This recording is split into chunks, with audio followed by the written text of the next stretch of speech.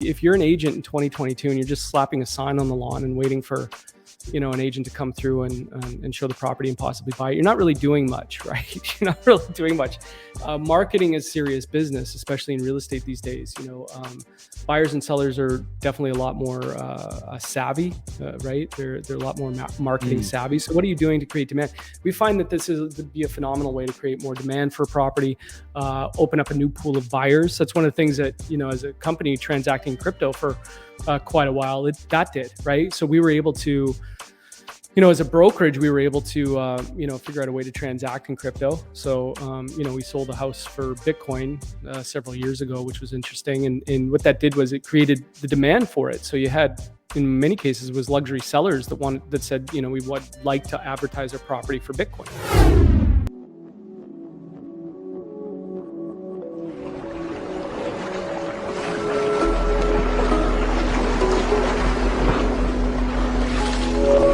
Hey, what's up, masters? Welcome to another episode of Path to Mastery. And today we are with the master himself, the master of the real estate NFT, Mr. David Morrell. What's up, man? Hey, how are you? Worcester, Mass finest, David Worcester. Hill. Dude, I grew up in Worcester, man. I don't even live in Worcester anymore, boss. No. Okay. How'd you know I was from Worcester anyway? Where did you see it? Because it shows up on your it shows up on your phone number. Oh, wow. I didn't know that. Okay, cool. Yeah, no, Worcester's cool. I grew up in Worcester. We're like 30 minutes west of Boston. So, but more importantly, how you doing today, man? Good, busy. Just got back from Tulum, actually, which is kind of interesting. So I was down there for a week, literally just got back. So it was a fun week, but damn hot. What's a Tulum? I guess I should know that, but I don't. It's a part of Mexico. It's a part of Mexico. So. Okay, nice. Hold on a second. Somebody just came up to stage with an open mic. All right, that's the one challenge you have when you're trying to do podcasts on Clubhouse. All right, so sorry about that, man. So a place in Mexico, man. You're gone for a week. Yep, I was. Did some golf. My daughter got married on the beach, which was kind of cool. So that was very interesting. Never experienced that before. Obviously, it was my oldest daughter, so she got married. That was congratulations, that was an man. experience. That's awesome. Yeah, it was. I love that. So, my daughter got married last month. She just got back from her honeymoon yesterday, actually. Is this your first child that's gotten married? It is, yeah, man. Is it? How weird is it? Like, to me, it was surreal. It's I mean, it was different, man. That's for sure. I'm happy for her. I mean, she's a good kid. She's 31, so yeah, it's. Listen, you don't look a day over 39, David. You don't look a day over 39. How do you have a 31-year-old? It's the gray beard, bro. That's what it is. The gray beard. So, well, anyway, listen. Appreciate you being here, and congratulations again, man. Thank you. That's awesome. All right. And you are the co-founder and managing partner of the Greater Property Group, as well as the creator and host of the RUN GPG Podcast. You've been in the real estate industry for over 20 years. For me, November's 20 years, man. Over that time, you created, trained, and coached some of the highest producing teams and agents in the business. As the founding partner of Greater Property Group, you become passionate about disrupting the status quo, while at the same time helping agents grow and scale their business in a rapidly changing industry. And man, this industry is changing. Again, you've appeared on real estate panels, conferences across America, and closely follows developments in cryptocurrency, blockchain spaces as they relate to the real estate industry. And that's what we're going to talk about today, man. I was coincidentally in Clubhouse. We've got Shelly on the stage. I had Shelly on a podcast a few weeks back, and it was really, really good. She talked to us about similar, and she explained how an NFT in real estate works to me. I thought I was further along in crypto and NFT until I went and listened to the episode I had with her, and I'm like, man, I just sound like an idiot today. So, well, it's funny. It's all good. It's still a new space. It's a new space. You don't have there's not a. You don't find a lot of people with a lot of experience as it relates even to NFTs, period, or even crypto. Crypto is still relatively new. So it's really tough. It's a really, I wouldn't call it niche, but it's definitely like you don't find a lot of people who are, have a lot of experience with, like I said, transacting in crypto, let's say, or, buying and trading cryptocurrencies, NFTs, of course, and how they relate to real estate especially is very niche and new. So that's why you don't find a lot of that. So you think you might know something, but you need to get into the minutia of it to really understand it. Yeah. And it's interesting too, because like you said, even if you think about some of the experts, they're experts in NFTs. That's only a year, a year and a half now, or. Yeah, well, especially NFTs. NFTs is really interesting because you had this massive, this massive ramp up. A lot of people, speculating, and it was that frenzied buying, and you heard stories of, kids in their basement creating JPEGs and making millions of dollars on NFTs. And that was true because people, they just thought it was this new craze. And then now what's happened is the dust is settled, is people have realized that we're in what we call the age of utility. So, it's one thing to create, collect a piece of artwork, but, what does it get you? What is the utility behind it? And I think that's where you're seeing kind of a separating work, like wheat from the chaff, as we say, right? The Darwinian thinning of the herd is the other phrase we use, where, people are really, they're less likely to part with, large sums of money for an NFT that doesn't serve a purpose in their mind. So the age of utility, you have to clearly articulate what you get if you buy this NFT over and above artwork. If it's just artwork, great. If you want a new profile picture with an NFT, that's fine. If you like the artwork, great. But if you're actually looking for some sort of utility or use, then people are paying a little closer attention to that. Help us for people that may not understand when you say utility, give us a couple examples of utility. Yeah. So utility. So for example, I just had Ty Lopez on the podcast, and he launched an NFT project, and the utility behind it is access to restaurants, clubs, and things like that. I think access to him as well, and whatever. That's a utility, right? That's the value in that non-fungible token. That's what you get if you're an owner, right?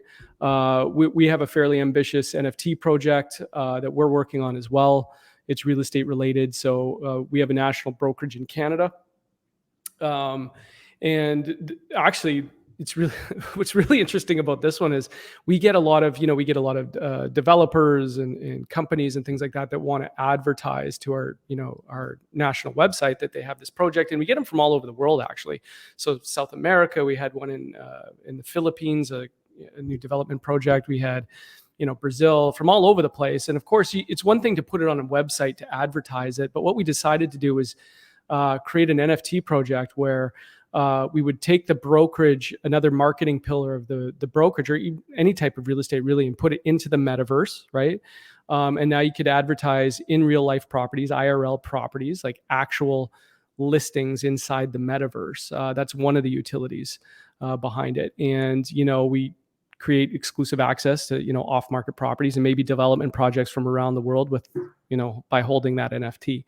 Right. So it's what we have. I love the artwork. So it's called Wolf of Real Estate, Wolf, WORE, Wolf of Real Estate. And I think you can go to, Wolf of Real Estate. I'm trying to remember the Twitter handle. So we have somebody looking after the marketing there, but that is a really, yeah, I have it here. I'll drop it after. It's just D Morrell, MORRELL just at D Morrell YUL is what it is. That's my Twitter. I was going to send everybody to the got it. Okay. Twitter, which I don't know what it is, but if anybody's curious, you can just DM me on Instagram and I'll send it over.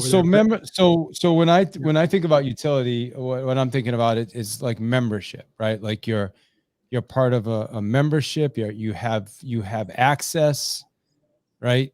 Like, is that accurate, or is it? Yeah, it could be. Utility is whatever you want it to be, right? Utility could be some NFTs create a token pool that pays you, right? So some people actually make money on their NFTs regularly. So there's a token pool. Like what do you mean token pool?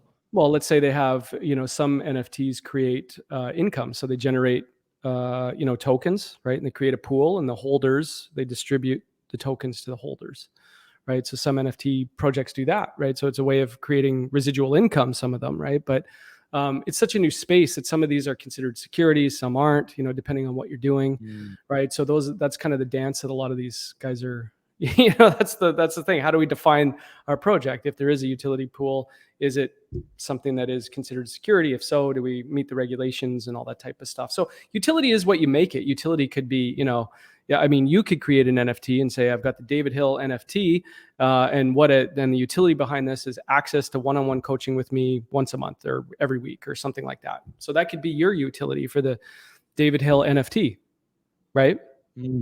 Or something like that. So it could be anything you make it, to be honest with you. We just have, we like you mentioned, we've been in this business a long time. We have a lot of projects that are brought to us, things that we can market on behalf of other developers and companies and things like that. So we just thought that this was a really good way to do that, to give access to, another marketing pillar, we called it, right? Not to mention the artwork. I love the artwork. I think it looks freaking phenomenal. So it's obviously real estate themed, but it's a wolf and whatever. I really like it. It's beautiful. I can't wait to use that as my PFP, as we say. I can't wait to do that because it looks really good.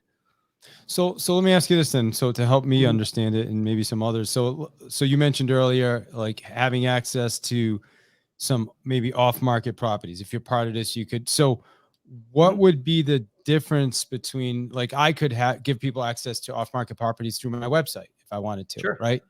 Yep. So what would be the advantage of doing it through an NFT? Well, I might not necessarily go to your website just as a, if I'm in that space, if I'm looking to transact in crypto, I might not go to the David Hill website, but I'll definitely be plugging around on the metaverse and anything real estate related, right? So it just opens up a new pool of buyers. So the benefits, if you're transacting in crypto, that's the real benefit, right? That's what we're talking about. Yeah, maybe. Right. It's just another, we talk about it all the time, right? Like the rapidly changing industry of real estate, right? We talk about it constantly and you've seen a lot over the years. You're almost at 20 years. The way that agents market, advertise, and create demand, that's really for the most part, the sole purpose of an agent, right? Is create the highest amount of money in the shortest amount of time, no hassle for their clients, right? Especially on a listing. So what are you doing? If you're an agent in 2022 and you're just slapping a sign on the lawn and waiting for, an agent to come through and show the property and possibly buy it, you're not really doing much, right? You're not really doing much. Marketing is serious business, especially in real estate these days. Buyers and sellers are definitely a lot more savvy, right? They're a lot more marketing savvy. So what are you doing to create demand? We find that this is to be a phenomenal way to create more demand for a property, open up a new pool of buyers. That's one of the things that, as a company transacting crypto for quite a while, that did, right? So we were able to, as a brokerage, we were able to, figure out a way to transact in crypto. So, we sold a house for Bitcoin several years ago, which was interesting. And what that did was it created the demand for it. So you had, in many cases, it was luxury sellers that said, we would like to advertise our property for Bitcoin, right? Or have that as an option, right? So, when you got the agents that are at GPG, they're able to put Bitcoin and Ethereum logos on their sign. It's interesting, right? It's another marketing avenue that makes sense in terms of real estate, because a lot more people are, when my mom asked me about Bitcoin, I know it's like, somewhat mainstream, but we have had the crypto crash. The markets have crashed, over the last few months. You're seeing a little bit of a bounce back here. So like I said, the age of utility, people are a little bit more, careful. So let me ask you this question, and then I want to jump into some other crypto and stuff, but so let's say, I understand if you're going to sell a house, let's say you're going to do a transaction with Bitcoin. So you take the Bitcoin, you move it into like a stable coin, right? Like a USD or something, so that it doesn't fluctuate. But what happens if by the time you close, it did fluctuate? And now even when you cash it out of the USD, it's worth, say 25% less. How does that work? I guess that's what I need to understand. Yeah. So good question. Actually, it's probably the number one question, is because crypto is so volatile, how do you transact in crypto? It's like anything, right? Like, I just bought something for Bitcoin, not too long ago. And they have their own wallets, sent Bitcoin, got my product, whatever. You're seeing more and more companies adapt to that, where they're accepting crypto and things like crypto or Ethereum, or, people are preferring to get paid sometimes in crypto. We actually pay our agents in crypto as well. If they want to do that, they take a portion of their commission checks and they put it right in. So we partnered with an exchange to do that, which is kind of interesting. But what we find is with our crypto buyers in the past is they time the market. So they know it's volatile. So what they'll do is they'll take some out at the time, maybe for a deposit. They'll take it out again. They try and time the market personally. There's other things you can do, like you said, where you put it into a stable coin, which is typically dollar for dollar. So you take it, let's say you're buying a house using all your Ethereum. So you put it in Tether or whatever it is, some sort of stable coin to hold the value dollar to dollar, right? So it doesn't actually leave the crypto wallet, stays in that, but it's just been exchanged for Tether. There's also something called a TWAP, which takes a 7-day average, I believe, right? There's over-the-counter exchanges that help you with that. We have an exchange that can help with that. There's different ways to do it. Where there's a will, there's a way. It's just another form of currency that just happens to be volatile. All right. So let's talk about real estate, the transactions. What percentage of transactions do you think right now are being transacted through crypto or this process? And yeah, that's a great question. I don't know. I don't know the answer to that. And I'd be silly to put a number on it. A very low percentage of ours are actually done in crypto. Like we don't do a lot of crypto transactions. We've done several, but what we are finding is, our sellers want to advertise for Bitcoin. So that's what we do. We actually advertise all of our listings in BTC pricing, as well as fiat, which is, Canadian or US funds. So we will advertise in Bitcoin. I just had Ryan Serhant on our company mastermind a few weeks ago. And, he had a quote recently at Inman, but where he said that he believes, and I don't want to take, if I remember correctly, he said in the next 5 years, he believes 50% of all real estate transactions will take place in crypto or have something to do with crypto. So he was quoted as saying that. And I did ask him about it on our mastermind. So every 2 weeks we have a company mastermind, we have guest speakers, and he was talking about that. So it's an emerging space. It's interesting. You've got, people are, whatever your views are on crypto, Bitcoin specifically, people look at it as possibly a safe haven, a hedge against inflation, whatever it might be. We just happen to believe in the space quite a bit. You don't have to, there's a lot of skeptics out there.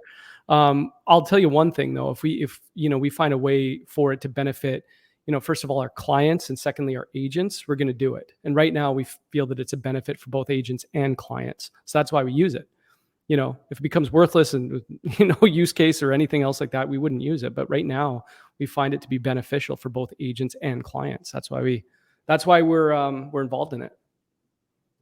Yeah, that makes a lot of sense. I guess I guess at least for me, and I have different coins, Ethereum and some Polygon and some other stuff. I was surprised. I think a lot of people are surprised how volatile it is. I think a lot of people were surprised. Yeah, if you had bought Bitcoin, even 5 years ago, it's like you won the lottery, and then we had the big crash. But you had a lot of blue chip stocks that crashed as well, down to 30% of the original valuation and all times high. So when people talk about crypto specifically in terms of the ups and downs and the crashes and whatever, everything's crashed. This has been an unbelievable year, with the markets and currencies and everything else. So it is volatile. But wasn't it supposed to be a head? Like, see, everybody, a lot of people say that, right? Like, well, because then they compare it, but isn't it supposed to be different, like a hedge against the the fiat currency and the stock market and all that other stuff? So I guess that's what I think surprised a lot of people. Yeah, and companies have, not to get into, not to zoom out too much, but, companies, especially larger companies, have a treasury reserve problem, right? So they have money sitting in cash, and they have a lot of assets. Where are they putting their money? Because even currencies right now are scary, right? So, there's some stuff going on overseas, and there's stuff going on down south, and currencies are having a real issue. So, companies sitting on a lot of money are going, what do we do? Like, we know that Tesla moved a lot of money into Bitcoin, right? They did that, and then they moved it out, right? And they kept some in there and things like that. I feel like it's just an age of uncertainty. So the whole idea is, if I bought, Bitcoin years ago, Bitcoin specifically, if I bought Bitcoin years ago, and I believed in it, and I believe in it long-term, I'm still up. Like, I've 10x'd my money at least, right? So do you believe in dollar cost averaging? Are you saving it? Are you day trading? What are you doing with it? Like, for me personally, I've done all my research in it, and that's where this all comes in, this education here. People need to do their own education in this space and find out if it makes sense for them, if it makes sense for their business, whatever industry you're in. If it does, and there's a use case for it, then go ahead, volatility or not. For me, I believe in Bitcoin, right? I believe in the long-term use case, whether you're skeptical or not. So, some people, I've talked to some people that, they haven't sold one Satoshi, we call it, not one Bitcoin or Satoshi since day one of, acquiring Bitcoin. And they're way up, over that time. So dollar cost average, maybe you bought at 60K and maybe you bought it, 30K, right? Maybe you bought it $5. It was really funny. I was telling the story the other day. Somebody had sent me 50, I think it was $50 in Bitcoin years ago in an old wallet. And I opened it years later, and I think that $50 was somewhere over $500, and it was years. I'd forgotten about it. Can you imagine? Like, where else are you going to put $50 and get, a 10x return like that years later? So anyways, I rest my case there. But the point is do your education, Yeah. Well, I was actually going to refer to the book Vitalik wrote. Oh God, I can't see it. I can't remember the name of it. He wrote a really good book, and he actually talks about it. And I forget what year it is, maybe like 2012, where people were literally trading Bitcoins for cups of coffee. Yeah. Imagine that, like trading a Bitcoin for a cup of coffee. So yeah, that just tells you. You're right. I mean, I bought some Ethereum in 2017. So, there you go. Went up and still up, but not like it was, right? But Bitcoin is way up. Well, and there's different uses for different tokens, right? Or, coins, there's different uses for them. So, everybody's talking about XRP and everything else, right? So, and the use of XRP in banking and things like that, but they're, they got a, legal case going on. So it's, trading at 50% or 50 cents, sorry. And, but everybody's saying, if they sort that, it's going to go up to, it's all speculative, right? Right now, it's such a new space. It's all speculative. Yeah, I think it's around 38 cents. I had a bunch of that. Oh, sorry, Canadian pricing. Got it. Okay, fair enough. All right, why should real estate agents be paying attention to this? First off, like what would you say to the agent now that's coming into the business, like when it comes to crypto, blockchain, all this NFTs? Yeah, it's a great question. And in a minute, hold on, before you get to that, we're on Clubhouse. I'm going to let the people on Clubhouse know if you want to ask David a question, just raise your hand. We'll get you up. So I'll pay attention to that. Am I still on stage, by the way? Am I still on stage? You are. Yeah. Yep. You are. Oh, yay. Okay. I figured it out. Yep. So why should agents pay attention to this? Well, this is something I actually talk really passionately about, and it's not, crypto's a part of it, and blockchain technology, all that stuff. This is a part of it, but it's the big broad stroke conversation of what agents need to be doing in a changing industry, right? So, I believe that there's, 3 specific things that have changed everything in real estate over the last few years. And if you're not paying attention to these changes, then you're going to really have a hard time growing and scaling your business. This. You're on top of this stuff too, but data, consumers have more access to data and information than they ever did before. So agents used to be, you'll remember this. So, the CMAs, right? The comparative market analysis you used to do for property, we took, David, we perfected those over years, right? They were, there were these beautiful marketing packages where we had access to the information, not the consumer. Right. So they really relied on our perception of the value, right? The comparative market value. Now, 10 times out of 10, when you go in on a listing presentation, what happens? The seller knows, roughly what their property's worth. They know what the neighbor's house sold for, what the market data says, right? So they have access to data. Yeah. They have information or they have access to technology like they've never had before.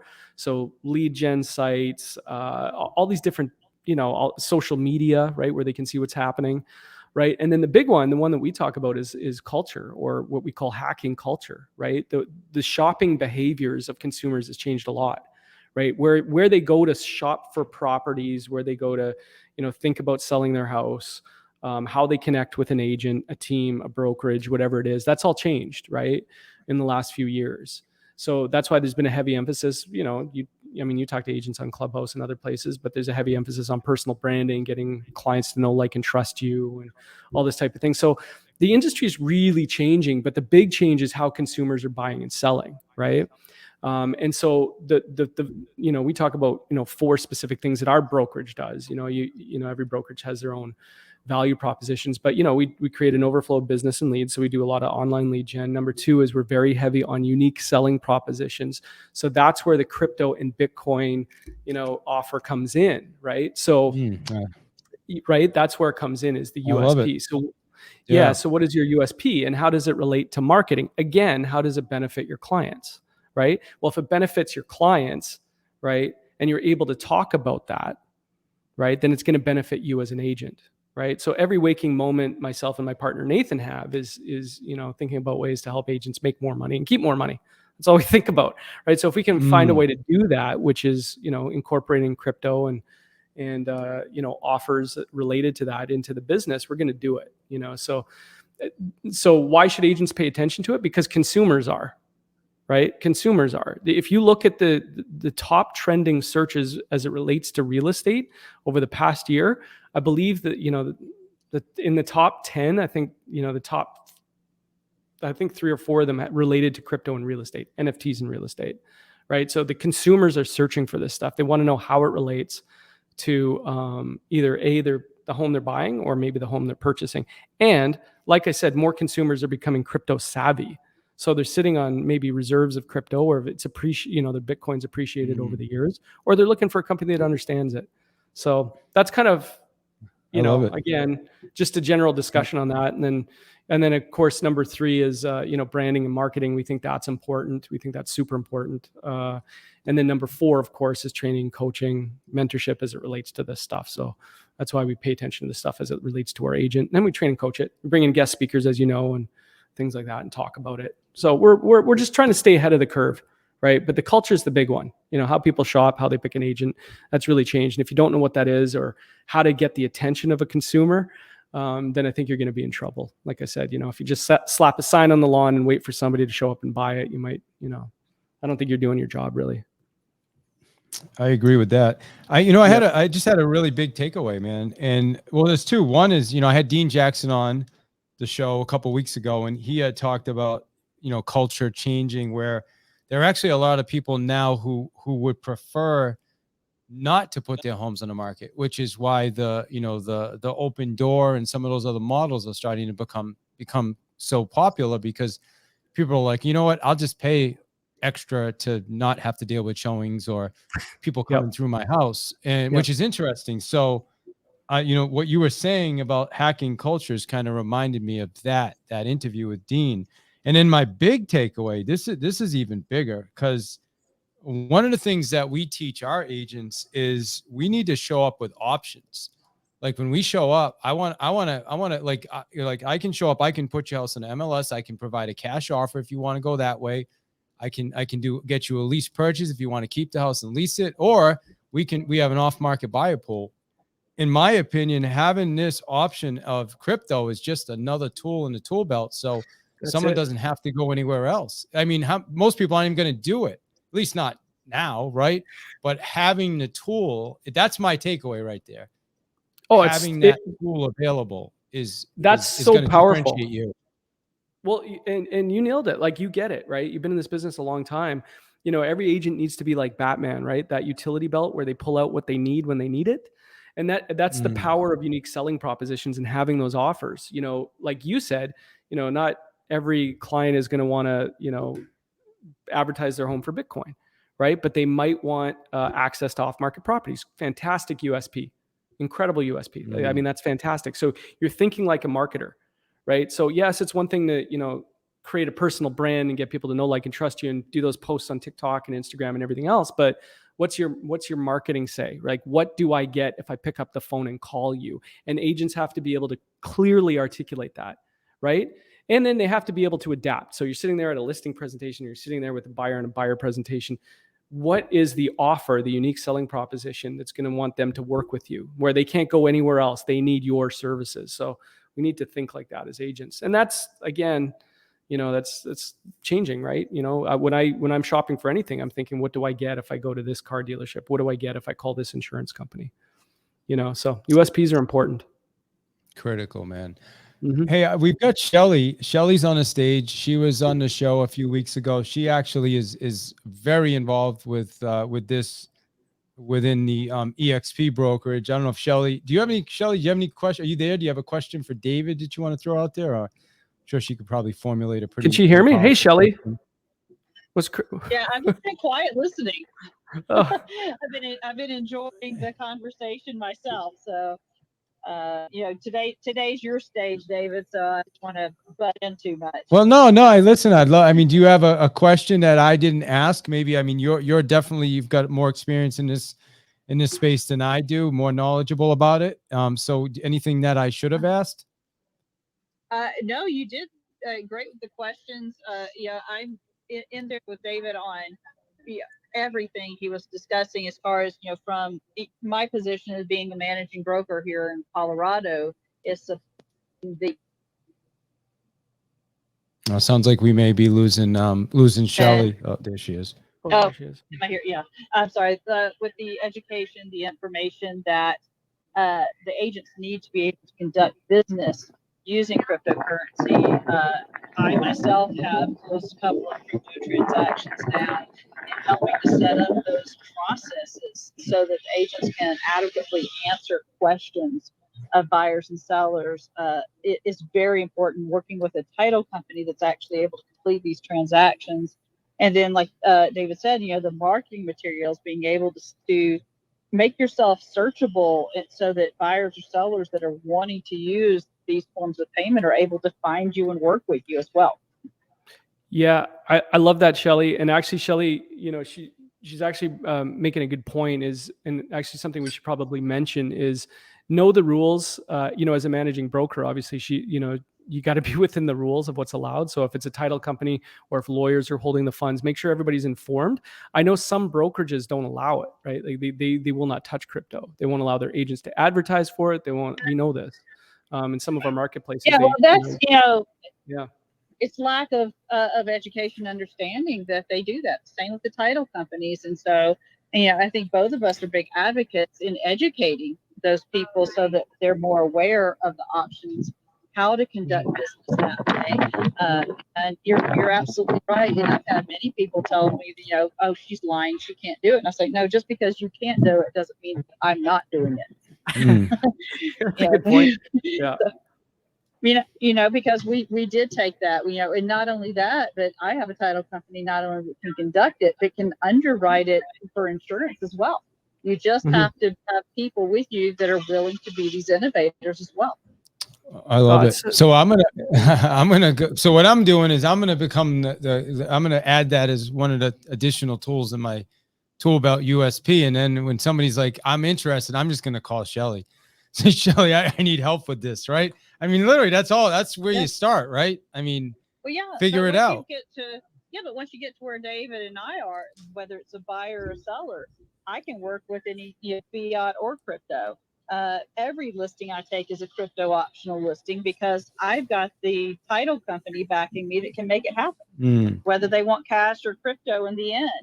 And so it's aligning yourself with the people that can help service these transactions as well and make it happen. And we're the ones that just answer questions. The magic's in the title process.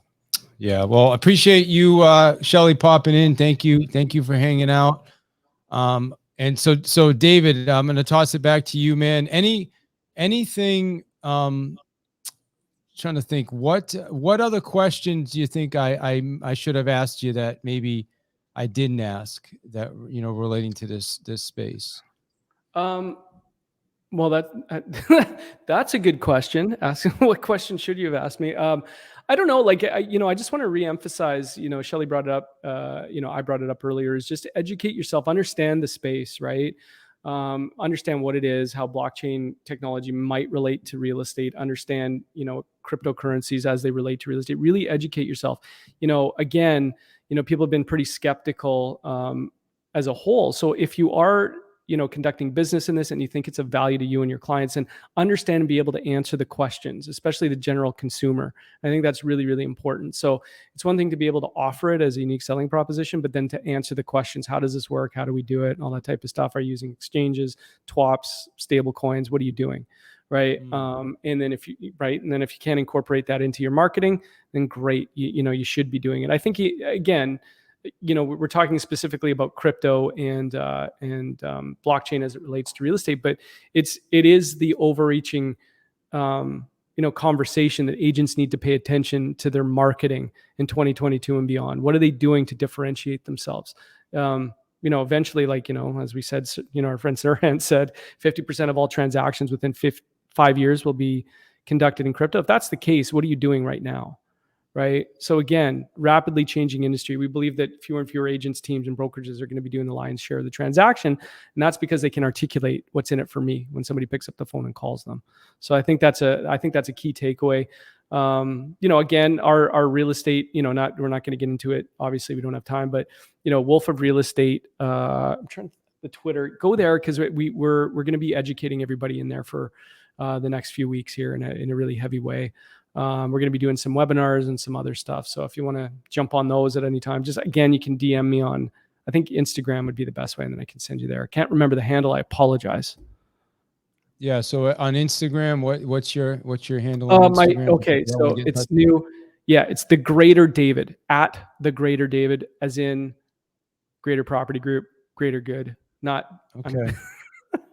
The Greater David. That's my Instagram. It's connected to my Clubhouse there too. Can I also be the Greater David, since my name's David too? Or? Yo, we're D squared now. We're going to have a joint account. We're D squared. But there, and then of course, greaterpropertygroup.com is our company. So you can go there and check awesome, it out. man. Yep. Well, listen, I appreciate you, boss. Well, before we wrap, I mean, I'd say, what would you say right now is probably the biggest mistake you see when it comes to this space in real estate? As it relates to crypto specifically? Yeah, crypto, blockchain. Like, what are the mistakes realtors are making, real estate agents, since that's who we're talking about? I think they're talking about it without, Shelley's a good example, where I said earlier. No, but like actually transacting in crypto. Bad actors, David. Bad actors. Bad actors. Yeah, bad actors. Well, what makes you crypto, I don't want to say crypto certified, but what makes you, what's the word? Able to talk about this with authority is the fact that you've actually transacted in crypto and real estate, right? Or you understand it. So I think in real estate, you have, agents talking about it. They've never transacted in crypto. They want to. I think that's great. I think they're trying to figure out a way to do it. But, talking like you're the authority when you haven't, you're not in the space. You don't, you don't have a digital wallet even. You don't own any, but you have to get in there and experiment and percolate and try things and trade and do all these things to understand the space. And I think sometimes people sit on their perch and talk about it without actually, understanding it. And I think education is the big thing. So I'd say the biggest mistake is just not understanding the space, or at least trying to understand the space, as opposed to just creating sound bites for everybody. I always use it. Makes a ton of sense. Yeah. I always use a metaphor, like people want to learn how to swim, and they think that if they watch Michael Phelps swim back and forth, they're gonna learn how to swim better. But they need to actually get in the pool. In order to learn how to swim, no matter how much you watch Michael or how much he instructs you, you're gonna have to get in the pool, right? That's the bottom line. So all right, I love it, man.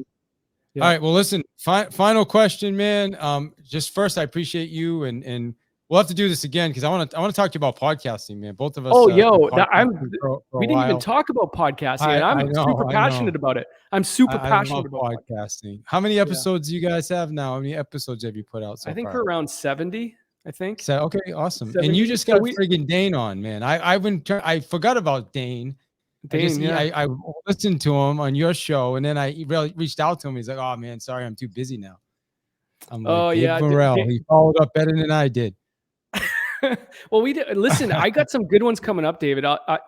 We got, so obviously Dane Cook just released. I got Bruce Buffer, UFC legend, announcer. I got Bruce Buffer. I got Jason Stone, Millionaire Mentor. You probably follow his account on Instagram, Millionaire Mentor. And then I got Ty Lopez, You said Recorded. that. Yeah, That's Ty awesome. Lopez coming up. I've got we just had Saifuddin Amus, author of the Bitcoin Standard. I think you listened to that. That was good. I listened to that. Really yeah, good. so that was really good. And of course, we've got Andy Frisella, Grant Cardone, and then we got hip hop legends like Exhibit, and we had Apathy on the show. Obviously, he's one of my favorite interviews of all time. Exhibit, Pharoah Monch. Who else have we had? The who's who of the entrepreneur world for sure. But let's do this again, and I want to talk to you about, like, we'll both share, like, how, because I've had Gary V, I've had Mel Robbins, I know. I haven't had James Gary V. Altucher, I'd really like to have Gary V. Yeah. So we should we got to compare notes, man. I got some contacts, and we'll help each other, man. I think that would be awesome. Let's do it. I've got Steven Kotler coming up in September. Nice. He wrote the book Art of Impossible. So yeah, I'm excited. I love it. Yeah. I love it. I started doing it when I wrote my book, and then it just stuck. So well, your sounds like mine. Like, we consider it like super highly curated Q&A kind of interview style, right? So the guest is the highlight, and we do that. Chris Voss, you've had Chris Voss. I had him. He was a great interview. Yeah. Fantastic interview. Amazing. Tom Wheelwright just had on, Robert Kiyosaki's tax advisor, wealth builder. Just had him on. Patrick Bet-David. That was a great interview. Patrick Bet-David is a good one if you want to, especially if you're in entrepreneurship and looking to grow and scale. Great advice on that one. Tell them the name of your podcast again. Run GPG Podcast. So like Run DMC, but it's Run GPG, Greater Property Group. So Run GPG Podcast. All the platforms. I love it. And your man App just popped in the clubhouse. So what's up, man? App?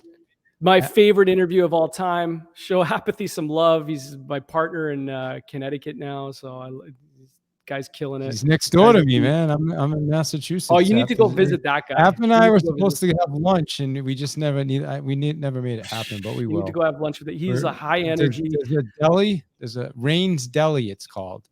Probably besides probably Carnegie Deli, it's probably one of the best delis on the planet. It's oh man, if you can tap in with Apathy. Apathy is he's obviously a hip hop legend, a marketing phenom, and he's applying that to real estate now. Dude is a beast. So tap in with that guy, especially as it relates to real estate. He is a beast. He just popped on stage. You want to say hello, App, before we wrap it up? You're too kind, man. Too kind. I don't deserve all the praise. Thank you. Yo, Ryan's Deli, bro. We got to hit that. Pick up my brother David. Dude, you know what? Let's just do it, man. I'm going to text you as soon as we hang up. We're going to put something on the schedule, all right? Let's do it. I'm going to do that. Pick up my brother David Morrell. I'm so happy to see you guys chatting. Yeah, man. Dave's the man. So I love it. All right. Well, listen, I appreciate you guys. Thank you, Dave Morrell. Awesome. We're going to do this again, and we're going to just do all podcasts next time. Let's do podcast. Listen, you want to see me really excited? We'll be talking about podcasting. Me too. Me too. All right, brother. Final question, man. Bro. What does path to mastery mean to you? Oh man, setting goals and achieving them, right? That's success. So path to mastery is discipline. We were actually Apathy and I were talking about this earlier today. Is continuing to punch, duck, move, and eventually triumph. Eventually looking for that triumph. At the end of it all. Right. So path to mastery is taking the blows and perfecting your craft and, eventually becoming the best at what you do.